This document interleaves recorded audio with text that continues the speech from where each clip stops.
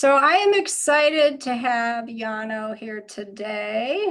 And I'm going to be honest with you about how I met this amazing man, Jon-Olaf Hendricks. I met him on Facebook. I know that's kind of embarrassing, but that just tells you how amazing his posts were. They were just so inspiring and uplifting and forward thinking that I had to reach out to him and start a conversation. And we've had an ongoing conversation since, and I realized that he's just a really unique and special man, and he's doing a lot of good in this world. Jono is founder of UnityHub, and this is a platform dedicated to creating a more human-centric future. So from self-development to business ventures and beyond, UnityHub believes it is time for us to start connecting and collaborating in a more meaningful way. So in a world that is so divided, UnityHub serves to bring us back together and into harmony with self, nature, and community. So welcome, Jono, to the show, Transformed Life. And I'm so excited to talk to you today because Yes. at no time, I think, have we been more divided than today. And I know you seek to Mm. remedy that and bring people together. And what would you like people to know about you? You have an interesting past. You came Yeah. to this place from I, walking a pretty rough road, didn't you? totally, totally. Yeah. So first of all, thank you for having me. I'm super excited to be here and engage in this dialogue with you. And definitely, Unity Hub and the larger initiative and project that we've built is largely the byproduct of my own upbringing and my own life. So I was a very curious child, asking questions, challenging the status quo, you could say, and repeatedly getting in trouble for that. I would have teachers and mentors kind of hand me this blueprint for life and say, if you do this, you will be happy. If you do this, you will be successful. And even from, I'd say, the ages of like 6 and 7 years old, I was like, well, you don't seem happy. So why are you telling me that this is the blueprint for happiness? Like if I do it your way, I'm going to end up where you are, and that doesn't feel right. So I asked questions and I challenged that kind of prescription to life, and it just got me in trouble. I just repeatedly was getting kicked out of class and suspended and ultimately expelled. And unfortunately, around the age of 12, I smoked pot for my first time when I was 12 years old. I quickly took my first shot of vodka, which quickly led to my first line of cocaine. And so I was just like this young kid in middle school growing up in America who had been clearly shown that it was not okay to be curious. It was not okay to operate outside of the boundaries of what we've been told is allowed. And anytime that you tried to pursue becoming anything outside of that little box, we were just going to punish you until you fell back in line. And so, like, drugs and alcohol for me was just like this massive numbing agent that allowed me to, live inside of that box without feeling constantly tortured and aggravated and angry. So I kind of put a muzzle on myself and then just buried myself inside of alcohol and drugs. And that went until I was almost 26 years old. I started having what I would now call like a spiritual awakening. And I actually read The Power of Now by Eckhart Tolle. And what I realized when I read that book, my first like spiritual book, let's say, was the way that he talked about the ego and the observer. Like I had these, 3 or 4 different voices constantly communicating with each other in my head. And I had just concluded that I was schizophrenic and should never tell anyone about it. But then I read The Oh, Power of Now and I was like, oh, there's me, there's my ego, and then there's like my capacity to observe myself. And I was like, these 3 different voices aren't like 3 different people, it's just different aspects of myself. And so that kind of like I realized if Eckhart Tolle had written a book about it that had sold copies to millions of people, then I wasn't crazy. I actually was just more aligned with this man's way of understanding things. And that was like this opening of the pit that I had buried myself in. And that then led to me choosing sobriety probably like 4 or 5 months later through a series of really dark things that ultimately culminated in that decision. But then, yeah, I've been sober now almost 8 years, an entrepreneur for the past 5.5, and just on a mission to ensure, if I were to say it simply, that no little kid ever has to get in trouble for asking why ever again. Hmm. That is so fascinating. And I think it's so interesting because so many of us have come to the place we are now through a lot of struggle and through a lot of pain and through addiction. And we look at it as sometimes we look back on it and think, oh, this is my time and point of failing, but it really wasn't. It was all part of that journey. And without that suffering, we may not have ended up where we are now. We wouldn't have ended up with Mm. the kind of knowledge and wisdom that we have now. And I see now we have this sort of collective suffering going on in the world right now. People are scared, they're discouraged, they feel hopeless. Anxiety and depression is on the rise, and people really need awakening. They need to reconnect. I think COVID really separated us in a way that nothing else in all of human history had. We ended up stuck in our own houses, and the only way to communicate was a screen for a lot of people. Mhm. And we lost that sense of community. Now, I want listeners to know, first of all, we're having a few tech glitches, I think, because Yano is actually in Peru right now. I'm so jealous. And and he's living among some indigenous people, is that right?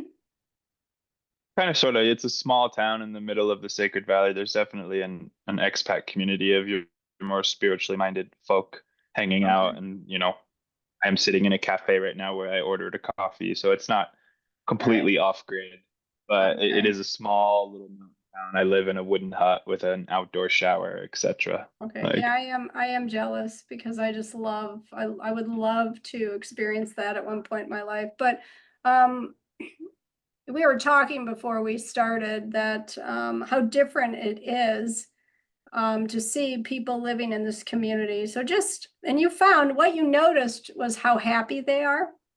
mhm. And people in the United States and in industrialized countries tend towards not being happy. Um, what do you think the difference is? Yeah, I mean that's a tying into your previous point as well of like all the anxiety and depression and everything that's going on in the West is I think most of the Western sphere is a kind of ideological paradigm that is misaligned with the truth of the human soul. The kind of industrial revolution and like hyper focus on GDP being the main primary and sometimes only metric of our quote success. It positions the human soul and human experience into this very rigid outlook of what it means to be alive. If economic propulsion isn't carrying forward, then you've somehow failed. And it's very easy to be very upset and sad and confused and emotionally and spiritually neglected within such a system. And what I've experienced, I've been nomadic for the past 11 years, dropped out of college when I was 22 and just bought a one-way ticket and have never looked back since. And I have been in constant pursuit of experiencing as much culture as I possibly can. I don't know, 50, 55 different countries at this point in my life. And the happiest people I've ever met, similar to the people I'm meeting here in Peru, is because they're not over complicating their lives. They're not trying to like put this weight on their own shoulders that is like, in order for me to justify my own success in life, I must produce, produce, produce, produce, produce, produce. It's like, well, what happens if you just sat around for a day, went on a hike, laid in the sun, read a book, and that was enough? Like, and I think that that is more aligned with the truth of the human soul. Like, even if we, whether or not evolution and that whole narrative is or is not true, like if we just look back a few thousand years at pre-industrialization of the way that we operate, like I don't, I wouldn't allow myself to assume that people were so hyper focused on constant movement. Like the human soul, the actual nucleus of I think our intention here on earth is to just let life be, let life unfold and apply your creative genius when the charge is there, when you feel called to do it. And we've just built a society that doesn't really cater to that. And so I think a lot of the anxiety and depression in the West is because on an intrinsic level from the depths of our soul, we know that we're like not living the experience that we came here to live. But then at the same time, this systemic structure has been bestowed upon us that says, like, well, if you don't do it this way, then you're a failure. Mhm. And so, like, back to my curiosity as a kid, like, on some level, I felt that as a child. And I was like, I don't want to do this. Isn't why I came to Earth, you know? And then I was the bad guy. I was the one who needed psychiatric help and medicine and to see a shrink every week, et cetera, et cetera. But it's like, I think I just saw through the bullshit. And I think most people are like, to your point with COVID, like there's this massive awakening unfolding where people are starting to see through the bullshit. But we've also been conditioned into a thinking apparatus that says like we have to live our lives a certain way. So there's this, in to your original question, like in these more indigenous cultures, like they've never been conditioned to believe that in order for their life to be quote successful, they have to do XYZ.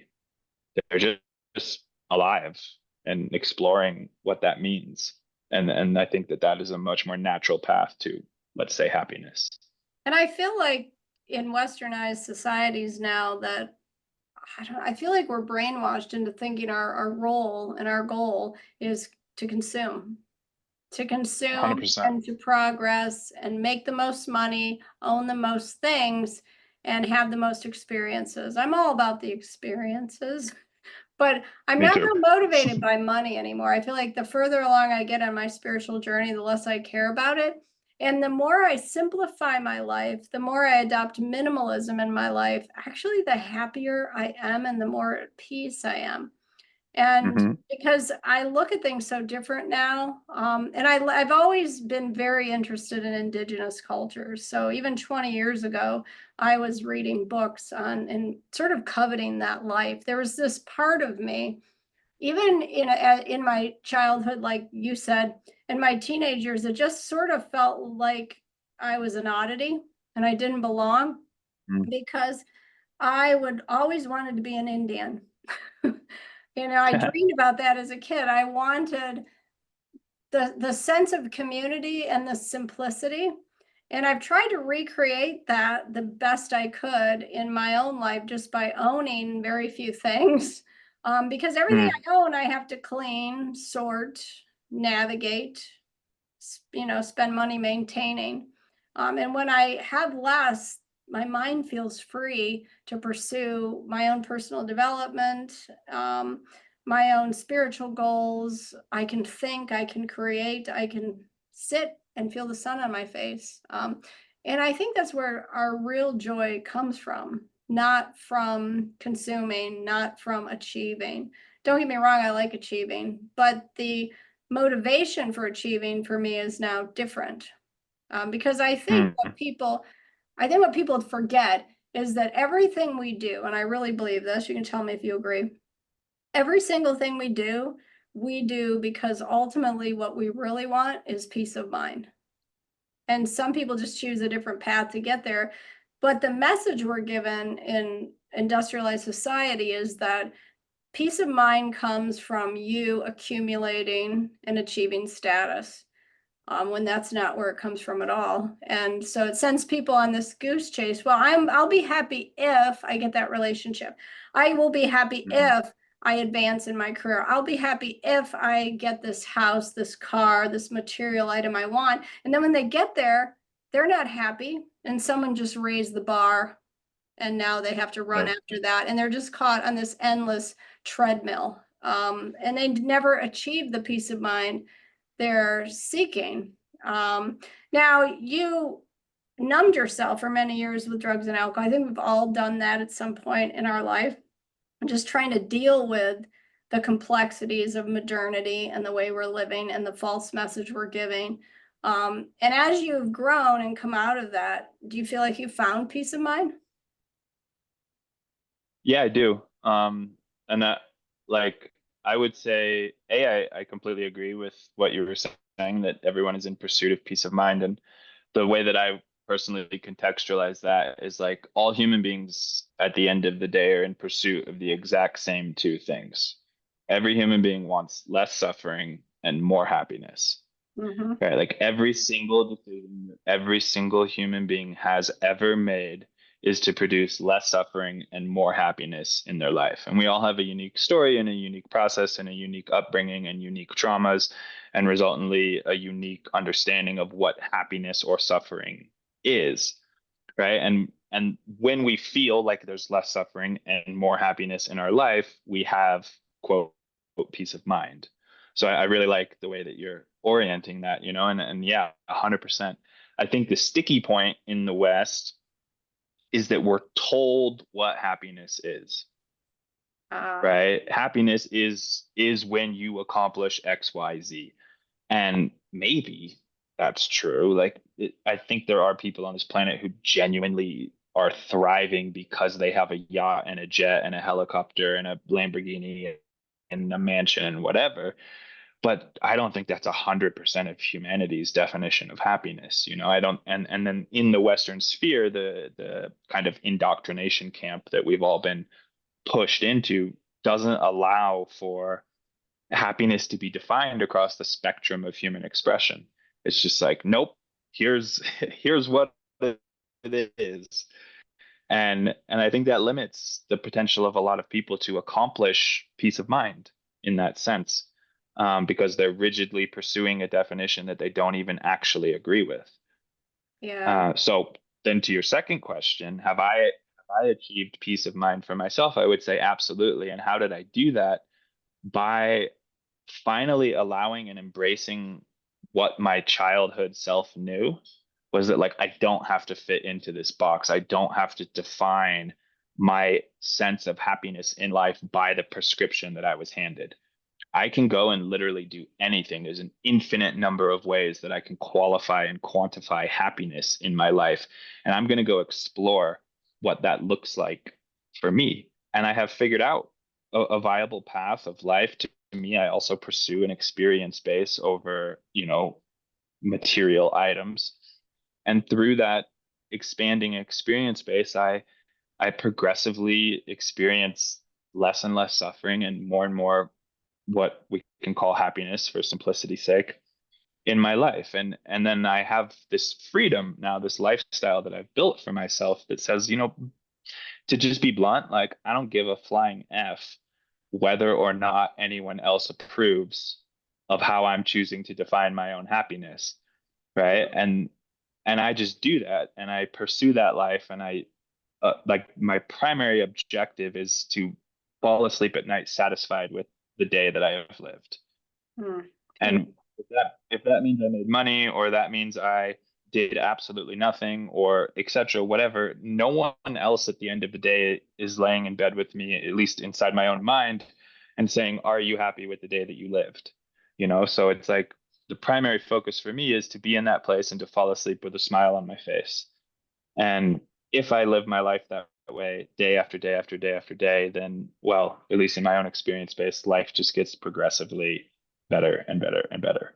So, And I have to wonder if that's not a necessary step to achieving peace of mind, is to get to that place where you have the courage to say, I don't give a flying F what anyone thinks of me. I think I'm mm, almost there. Sometimes when I think I'm there, I realize I'll have a little experience. It kind of displays, well, mm. I still care over here. But I don't want to say I shouldn't, because I don't like to should all over myself.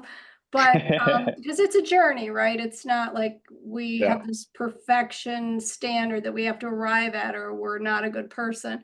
But I'm on that journey, and I find that over the years, I care less and less and less about what people think of me. And the less I care, the happier I am, because I can define my own life. And people think I'm weird. I mean, I know that they do. I've had that conversation with people and had them say, people think you're kind of weird.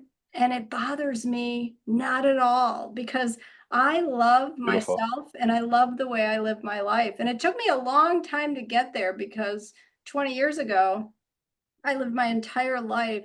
I was in a religious cult for 15 years. I lived my entire life following rules Right. and laws that were put in place. But in a previous conversation we had, and I want to make sure to bring this up, I asked you if you thought that suffering was necessary to grow us, to develop us to a place where we can find peace of mind and happiness. And you said something really interesting to me, and it's actually stuck in my head, and it's sort of been mulling around in there. That's when you know someone has said something profound to you. But you said, yeah, suffering is necessary until you realize it isn't. So I would love it if you could expound on that a bit. Yeah, 100%. I'll just start this off by going to like the bottom of the rabbit hole, so to speak. But like I would say that the true universal constant in this third dimension reality experience of Earth, the universal constant is pain, right? And suffering is the byproduct of us allowing ourselves to assume that the pain shouldn't have happened. Right? When pain occurs and then you say, "Oh, I really wish that that pain didn't happen," you open the doorway and begin to suffer. And so like without a fundamental acceptance of the inevitable all pervasiveness of pain from birth, right? Unless we're taught at birth that like, hey, this reality is fundamentally predicated on pain and you will experience pain across the totality of this existence. Because we're not taught that at a very young age, then we inherently resist the experience of pain, right? And then as a consequence, we suffer. And so it's through the process of suffering, through the endurance of the suffering, through the way spirit and emotional apparatus to that suffering that we make sense of it, right? It's like it's in the depths of our own turmoil that we find ourselves actually self-reflecting, actually asking ourselves, well, okay, this hurts so bad and there's so much suffering in this now moment. Like, how did I get myself here? And it's not until we actually begin that process of self-reflection that we can start to dismantle these stories and the beliefs that we've allowed ourselves to create our perception of reality.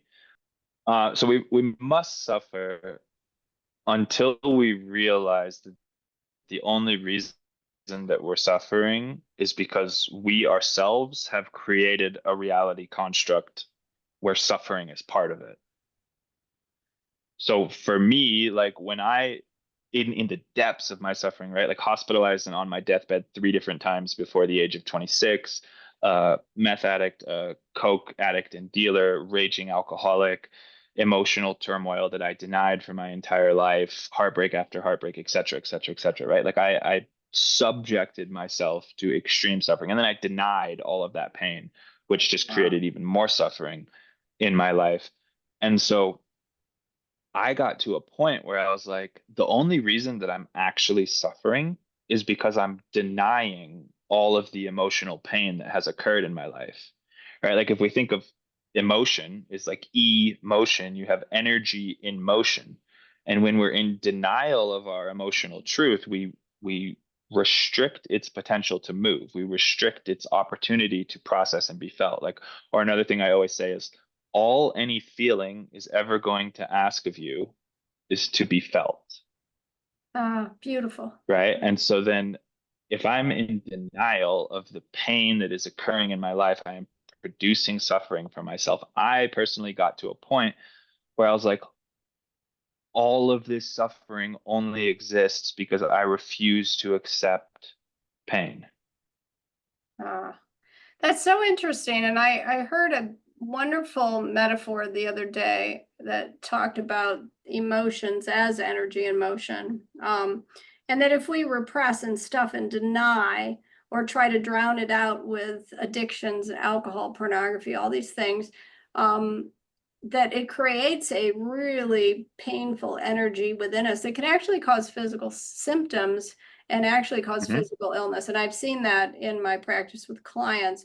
But the analogy that this woman used with me, that was so awesome, was she said, repressing our emotions and refusing to look at them, experience them, feel them, is sort of like if you take a gong or a singing bowl and you know, hit it, the stick, it begins to reverberate, but then you say, oh no, this sound can't occur. And you grab onto it and you try to stop it from reverberating, and it just shakes your whole Mhm. body. And it's so uncomfortable because you're trying to stop that energy, that sound from being released, but it has to go somewhere, and it ends up going throughout your tissues, throughout your body. And I thought that was such a beautiful analogy because that's what I see happening. I've seen it in myself and in my Mhm. clients. This inability to allow ourselves to feel, because what we're trying to do is, if I just don't acknowledge it, if I just don't feel it, then I won't suffer. I've got to find a Mm. way not to suffer instead of allowing it to pass through you and out. And then 100%. getting that healing that comes with that. One of the things I teach is that we need to view our emotions as loving messengers. Just like we would Yes. view a physical pain. If you sprain your ankle, that pain is there to tell you, don't walk on the ankle. It needs to Mhm. heal. And then we get emotional pain. The first thing we think is, oh my gosh, this is bad. This is something wrong that has to be corrected.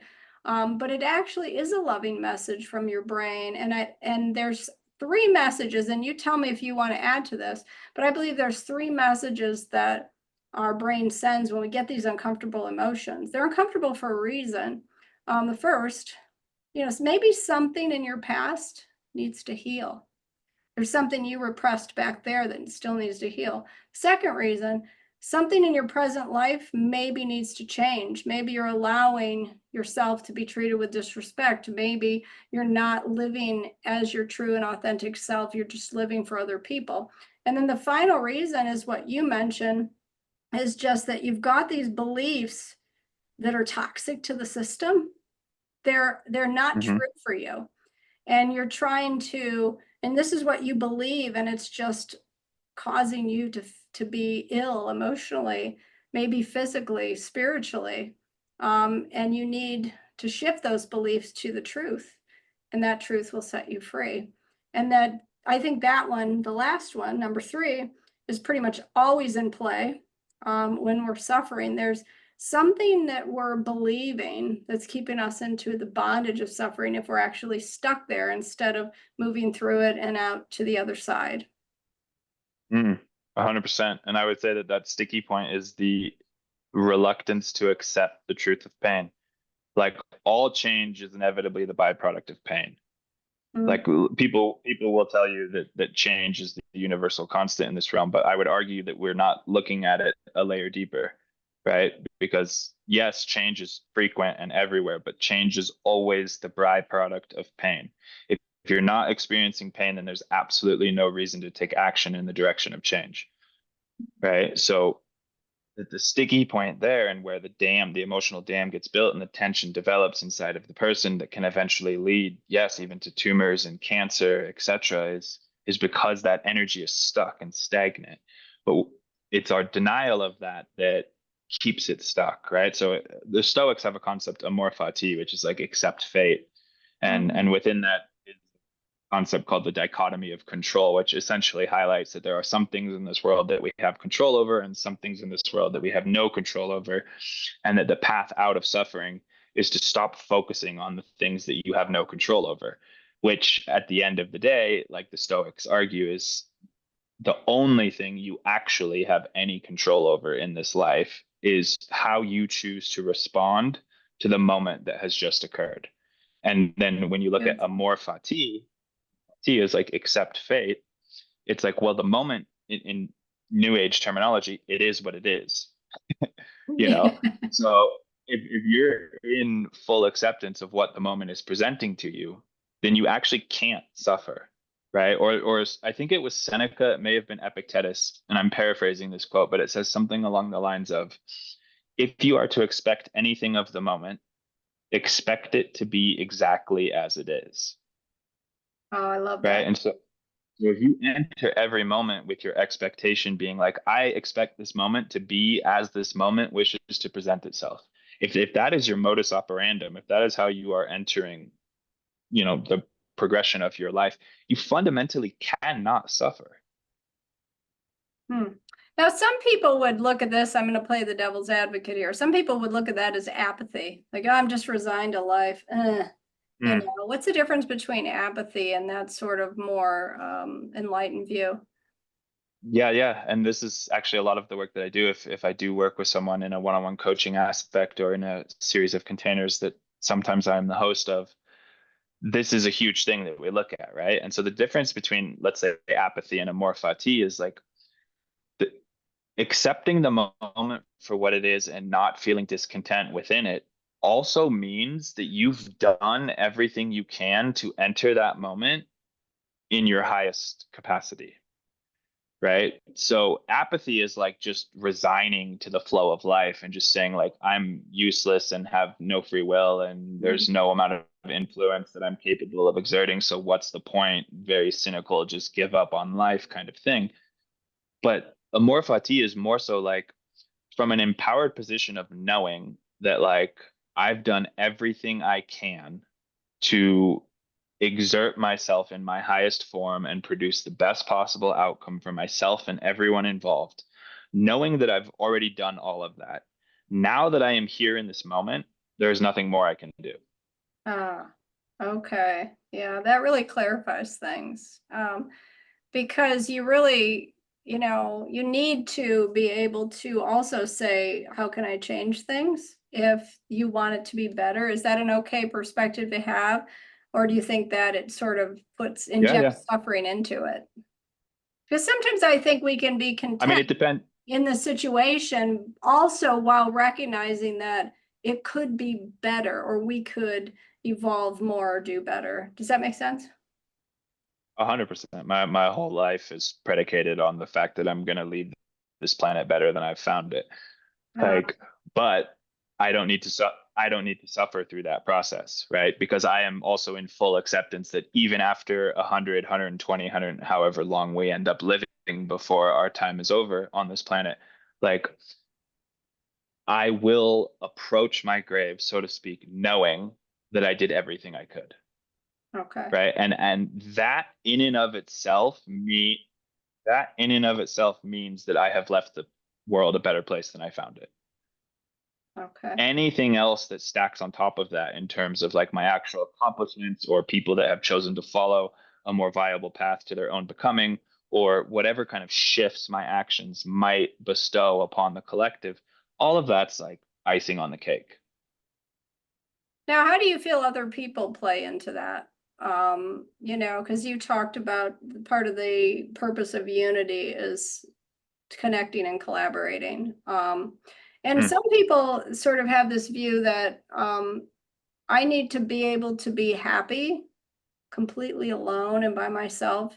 And other people have the view that we are wired for connection and we do need other people. What's your opinion on that? Because you are kind of a lone wolf out there, aren't you? Or are you, do you, everywhere you go, do you connect with people? It's a very interesting time to ask that question, actually. Like with UnityHub, it's been a lone wolf journey, you could say, for the past 5.5 years. I've had different attempts at bringing UnityHub to life. It's had a few different names. I've had different co-founders, different team members, different revenue streams, but I'm the only one that's kept the seed of that vision going for the past 5.5 years. So I have felt very lone wolf in that outlook. And now we have a team of, I think we're at 19, maybe 20 people. No one is yet on payroll. It's all just because we've corralled around a shared vision. We want to bring the same thing to life. And I have people actively reminding me on a day-to-day basis, you're no longer alone. You have a team of people who are here and want to help you bring this vision to life, you know? And so it's like you can't actually find the people who truly 100% authentically vibe with who you are until you are that person. And in order to become that person, there is a certain gap or river, let's say, that must be crossed, which is you saying, like, I am willing to shed everything that I have been conditioned to believe is me in order for me to present a blank canvas to myself. Right. And that shedding process is often very painful, and a lot of people suffer through it or suffer even more by avoiding it. But then as you go through that shedding process and you start to reconnect with the truth of your own soul, independent of the ideological paradigm that is bestowed upon you, then you find this blank canvas in front of you. And of course, in that moment, you're sitting in a void with a blank canvas. You've stripped away your old identity. You have no idea who you are. You have no idea what the future looks like. You have no idea who your new friends will be, if they even exist. Like that's a potentially terrifying place, right? It's sitting in that, let's say, 0 point. But as you like go through that emotional cycle of change, I don't know if you're familiar with the emotional cycle of change, but there's always like uninformed optimism, then informed pessimism, then the valley of despair, and then the fourth step is like informed optimism, right? So the valley of despair is like that 0 point in the emotional cycle of change. And then starting to paint the blank canvas from the origin of your own soul is where you start to move into this like informed optimism way of life. And it feels fantastic. If you've ever gotten to that point, you're like, whoa, this is actually my truth. This is like actually how I want to live my life. This is actually where I want to go. But the people that are walking that same path cannot see you, cannot vibrate into your frequency or resonate on that same plane until you are actually embodying it. And so it's like you have to go through that kind of 0 point empty void and reconstruct your understanding of self, and then boldly step into it in order for those people to actually be like, oh, there you are. So I'll be honest with you, I've never heard that. I mean, I've never heard that before. But as you're talking, as you're going through that, I'm thinking, this is what I went through when I left a religious cult.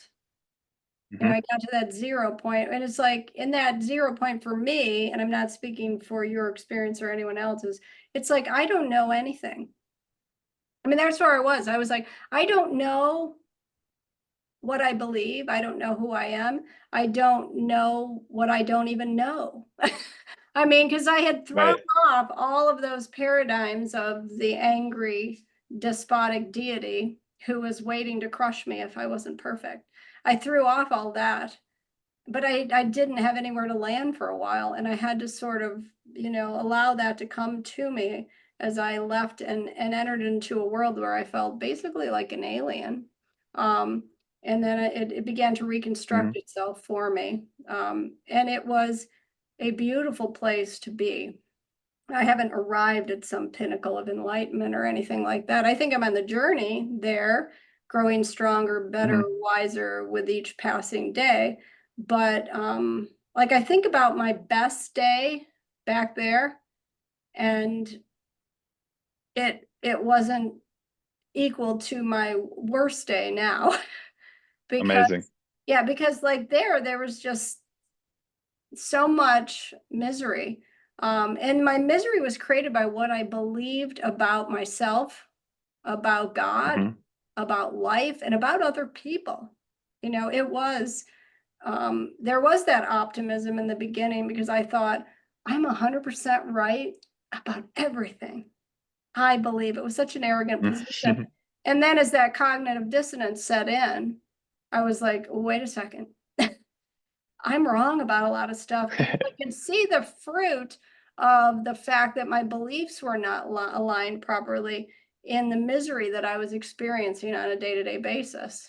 And then once that was completely dismantled, I was left with nothing and had to rebuild on that. But I feel now, I do feel a sense of peace. It's not perfect, but most of the time I love who I am. I love who I've become, and I'm able to look back over all of that and see how every one of those experiences of suffering is what created this person that I am today. And I like her. I like her the way she is. And I can, and for the first time in my life, I can actually enjoy being alone.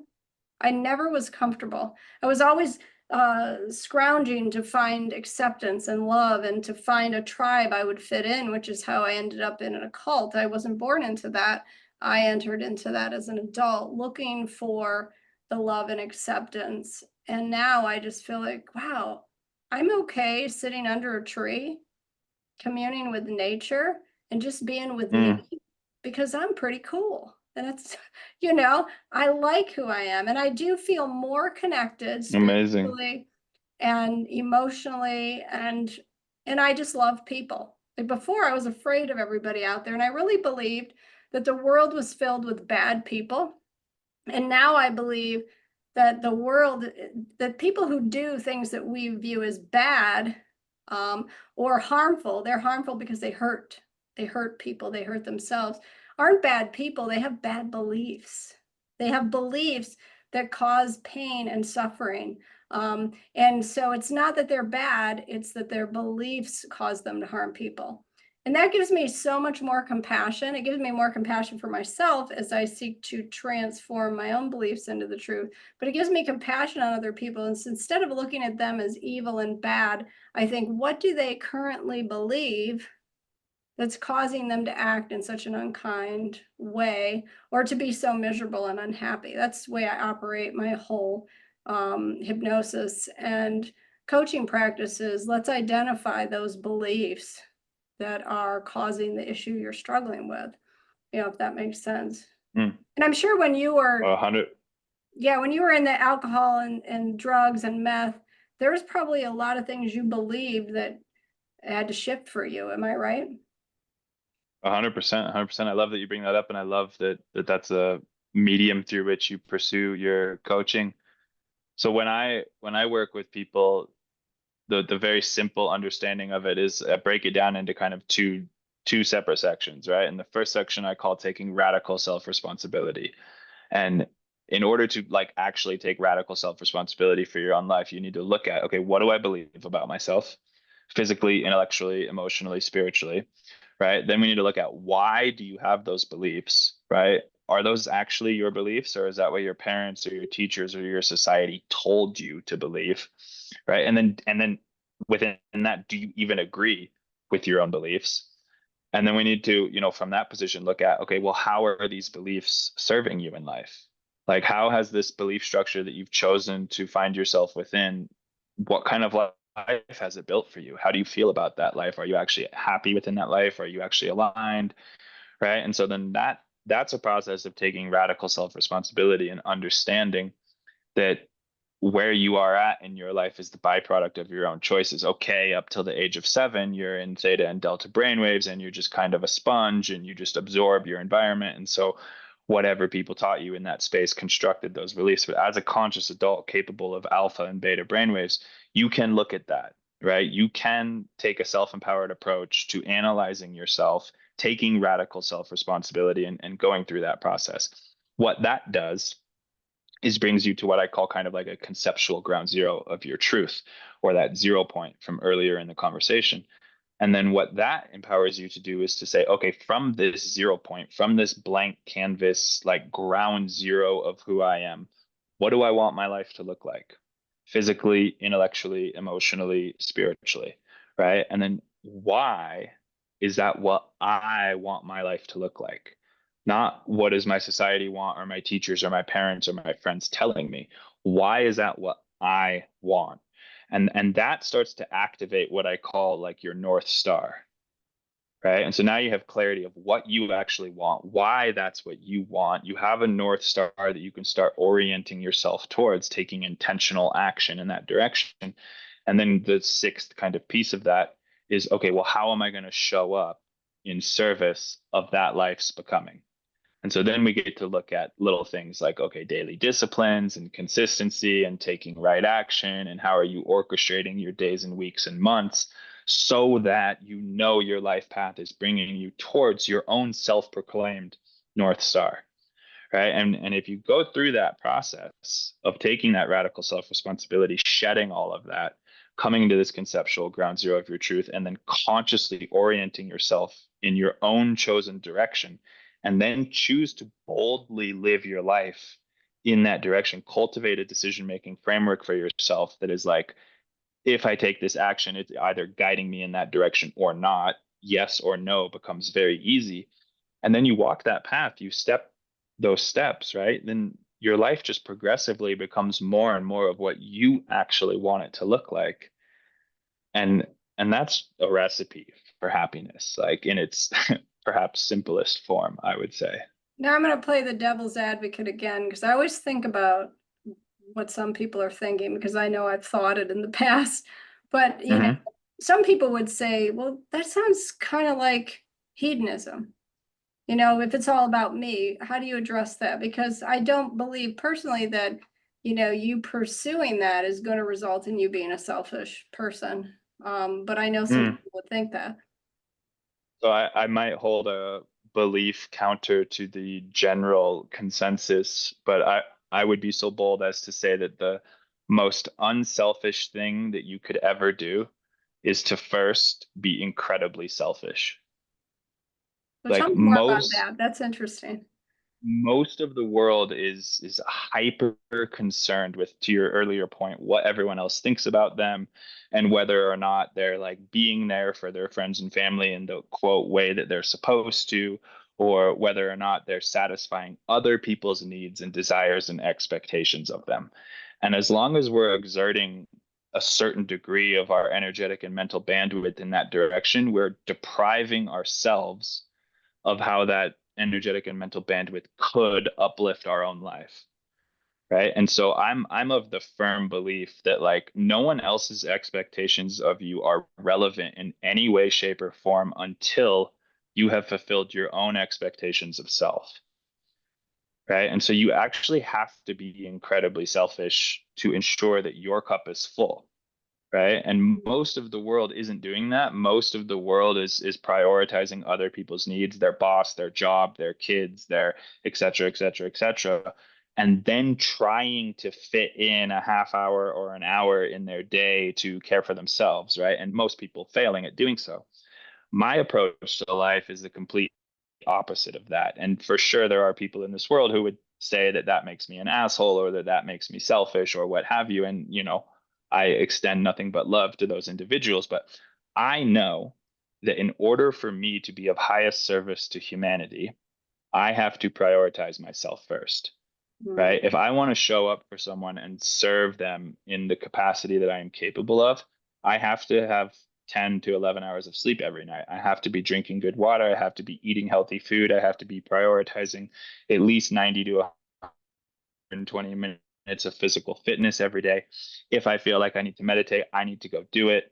Right. And once all of those things are cared for and taken care of and whatever, then whatever time and space I have left in the day, I am more than happy and willing to give. And the kicker there is that the impact of that time and space is exponentially more than if I am entering that time and space deprived of self. Mm. And so by prioritizing this, by being selfish, I'm actually better equipped to serve other people. And I had a brilliant woman once tell me, I was at a spiritual retreat, and I was asking a question in the Q&A time, and I said, you know, how difficult it was for me. I was in that exact place of thinking, all these people around me have so many needs that I want to meet.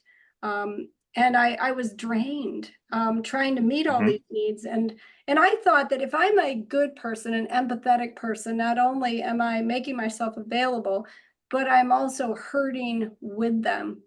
And she looked at me and said, Tiffani, she goes, people don't need your empathy, your tears. They don't need you to share in their pain. What they need from you is your peace.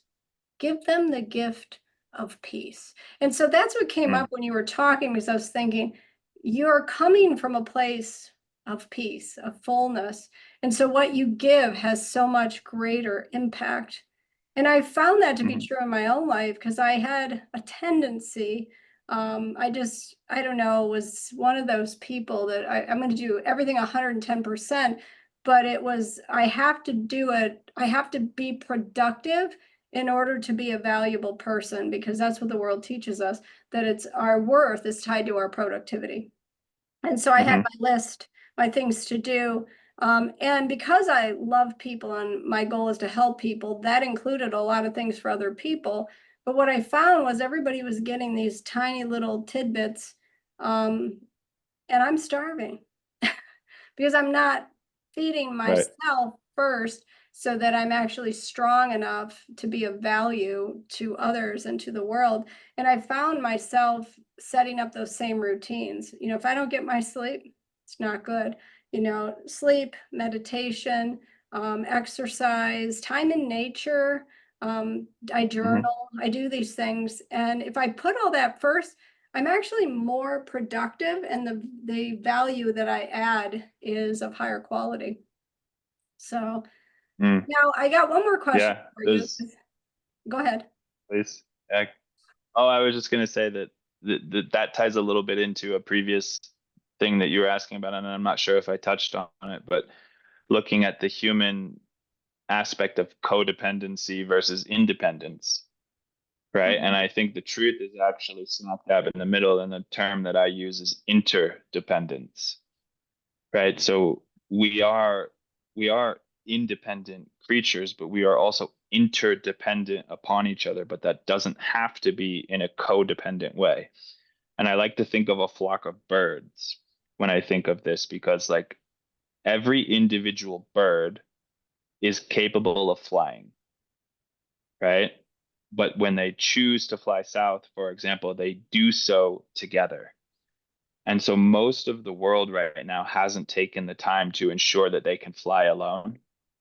And so then when they try to take off as a flock, it's like, well, a couple people can fly and all the other birds are like trying to jump on their back. And then actually none of them take off, right? So this process is important to cultivate within ourselves the ability to fly individually.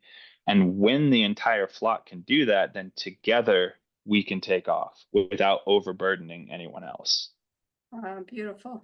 And I've noticed with myself, my own history of anxiety and depression in the past, and working with clients, that um, our minds need to know that we are willing to love and take care of ourselves. And if you're not willing to do that, it does create a lot of anxiety in you, because if you can't trust yourself to advocate for yourself, you know, that other people don't understand and know you like you do. You have to be that person for yourself who's willing to put yourself first. You have to. And for so Mhm. many years, I put my kids first. And it sounds really bad to say that maybe you shouldn't put your kids first, but I put my kids first, which isn't a terrible thing because they need me, but to the detriment of my own health. So I got to the point where my standards of perfection were so high that I was getting like 3 hours of sleep, because I could always in my mind be better.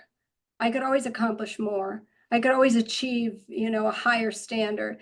And so I began to neglect myself. And then I ended up getting sick.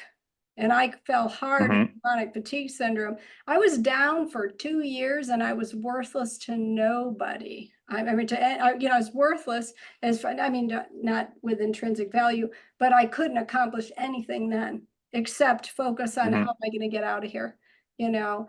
And I would have never gotten there if I would have put myself and my health first, and it's not ultimately selfish if you end up being the kind of person that sheds light into the world and is a blessing and a benefit to others. Because I know a lot of people have trouble with the whole concept of putting themselves first, but it's necessary. It really is. I have one more question for you, and then we'll Yes, wrap it yes. up. But my question is, a lot of people, when they stop using drugs and alcohol, they suffer for many years with a lot of cravings. And they see themselves as an addict for the rest of their lives. And I don't want to be overly controversial, but you hear two camps. One, I can completely be set free. I no longer have a craving to use alcohol or drugs. And I found this peace that is, outside of that. And then you see another camp that sort of feels like, well, I always have that urge, that craving, that addiction. Like, where do you stand on that? Do you still struggle with that, or do you feel like you've been set free from that? The underpinning essence of any and all addictions is the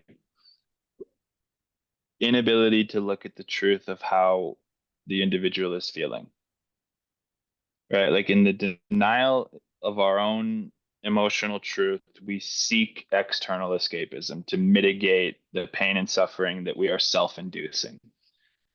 And so the question behind the consumption of anything external of self is, why are you consuming it?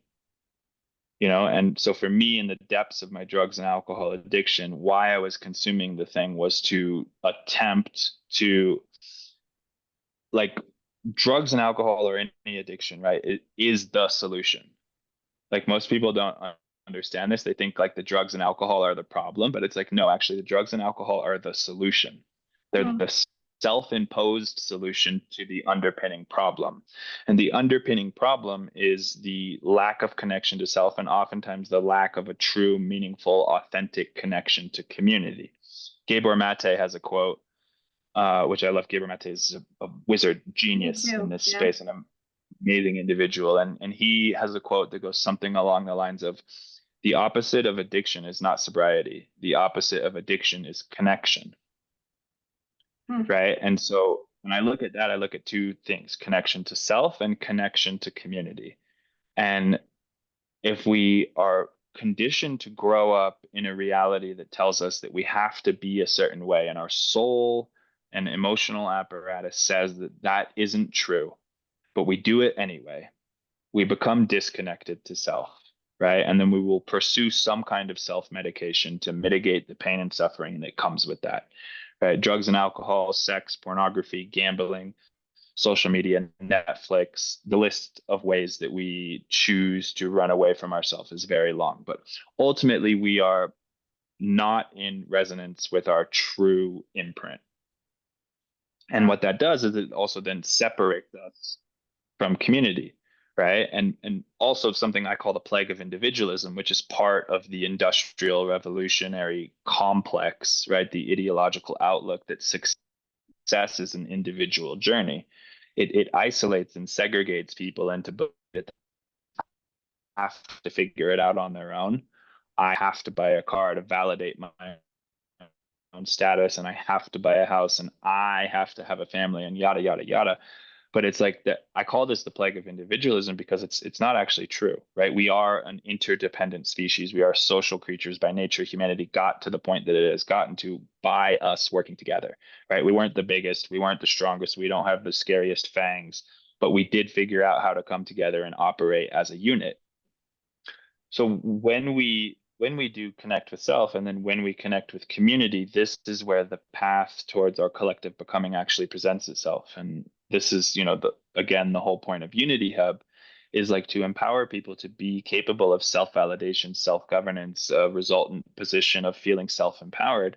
And then you step into a community dynamic that says, I see you, I hear you, I validate you, your ideas are worthwhile, your goals are meaningful. And instead of saying blah, blah, blah, blah, blah, blah, blah, fit in the box, we say, beautiful. Let's explore together how we can water that, how we can blossom that idea into reality.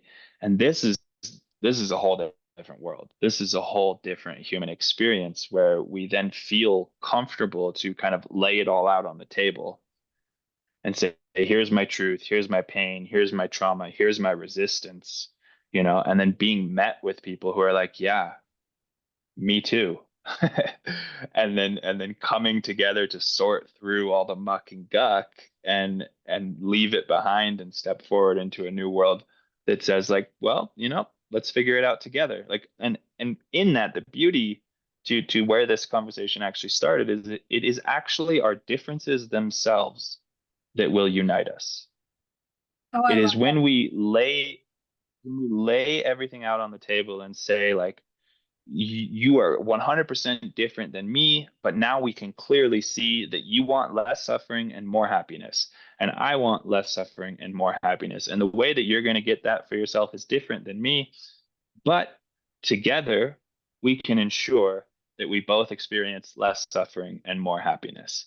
Right? That's a new social construct that we intend to bring to life at that. UnityHub. And It's yeah. interesting because if you look at a beautiful flower garden, it's the diversity within that garden that makes it beautiful. If you just had a garden filled with red geraniums, all the same size, shape, color, But if you fill that garden with different sizes, shapes, colors, textures of flowers, that's what makes it beautiful. And it's the same with the world. It's the diversity in the world. And really, that's how we learn. This is what I hate about the polarization we see in the world, where we're just dividing ourselves into class and race and genders and all of this stuff. We're dividing, and then we lose so much because it's through connecting and understanding and interacting, and even sometimes debating differences, that we learn and grow from one another, and we transform our own thinking, and we come to a knowledge and understanding that we didn't have before. I love that.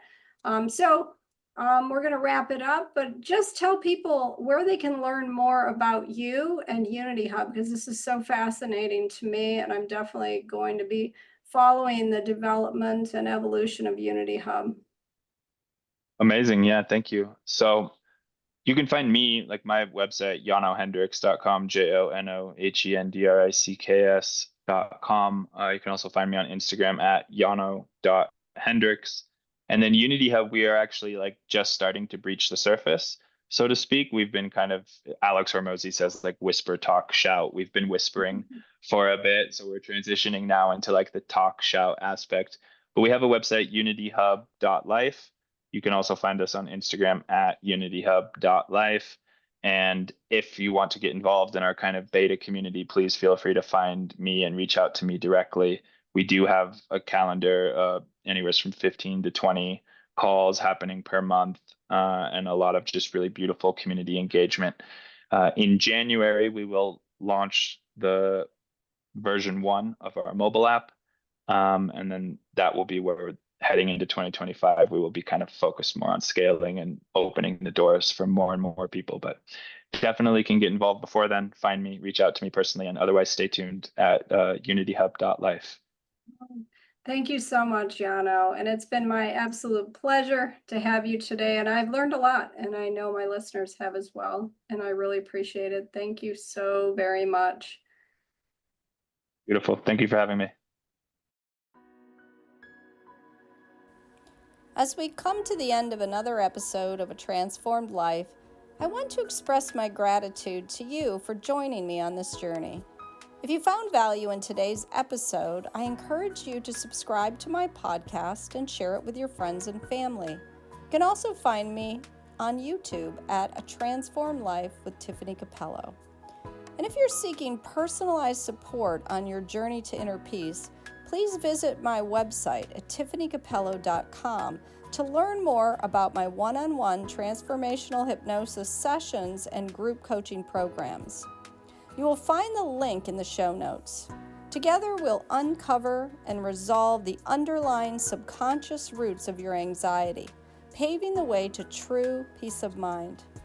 Your time and attention are precious, and I am truly honored that you chose to spend them with me today. Until next time, may you continue to find lasting peace through the power of your subconscious mind.